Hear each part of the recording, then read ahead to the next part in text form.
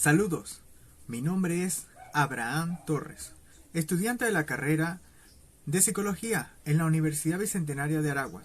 En este video estaré compartiendo con ustedes la teoría de la Gestalt. El movimiento Gestalt nació en Alemania bajo la autoría de los investigadores Wertheimer, Kofast y Kohler durante las primeras décadas del siglo XX.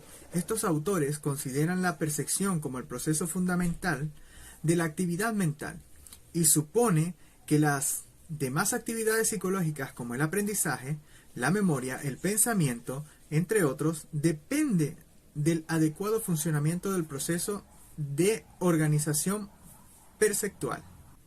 El contexto histórico dentro del cual se desarrollan sus estudios tiene un importante significado para la comprensión de sus autores. En los comienzos del siglo XX, la fisiología había alcanzado un lugar importante dentro de la explicación psicológica.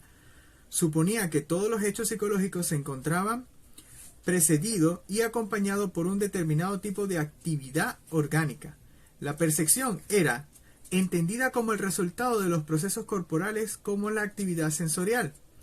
El énfasis investigativo se ubicó en la caracterización de los canales sensoriales de la visión, el tacto, el gusto, la audición.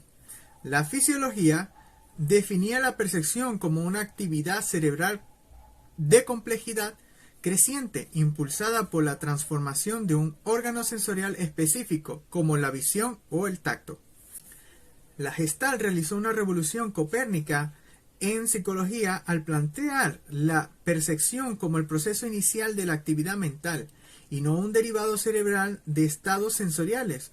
Su teoría arraigada de la tradición fisiológica de Kant, Wertheimer en Carter y Feynman en 1982 consideró la percepción como un estado subjetivo a través del cual se realiza una abstracción del mundo externo o de hechos relevantes. El término Gestalt es traducido al castellano como forma o contorno. Los límites de un objeto constituyen una información relevante para la generación de abstracciones. La importancia del concepto da forma dentro de la explicación de la percepción. Es quizás uno de los aspectos notables dentro de la Gestalt. Fiel a su tradición fisiológica, la Gestalt planea que la relación sujeto-objeto, el sujeto es aquel encargado de extraer información relevante del objeto. Esta información rescata la estructura misma del objeto, es decir, aquello que resulta esencial para hacerlo idéntico consigo mismo y permitirle diferenciarse de otros objetos. En otros términos hablando, hacerlo totalmente discriminable. Los principios gestálticos, las leyes de la percepción, estas se dieron en el año 1912. Max Wertheimer realizó la primera evidencia experimental que permitió demostrar la tendencia de la percepción a la abstracción a través del denominado movimiento estroboscópico, fenómeno pi o ilusión del movimiento. En este experimento les presentó a los sujetos experimentales dos barras de luz que aparecían de manera intermitente en periodos de tiempos diferentes. Cuando la intermitencia o tiempo de presentación entre los estímulos, o que son lo mismo barras de luz, se realizó en un intervalo entre los 40 y los 200 milisegundos. Se experimentó la impresión de un movimiento continuo entre las dos barras, tal como sucede en algunos de los avisos luminosos. El fenómeno pi demuestra, según Wertheimer, la tendencia del sujeto a percibir la relación entre estímulos. El hecho de percibir una luz que se desplaza dentro del espacio existente entre las dos barras permitió concluir que la actividad perceptual posee la capacidad de salirse de los límites de los datos objetivos para añadir una cualidad tan importante como el movimiento. El estudio de Weddermere planteó la enorme importancia del estudio de las ilusiones, entendiendo por ilusión la tendencia de la actividad perceptual a añadir información a los datos objetivos en aras de la obtención de una representación mental.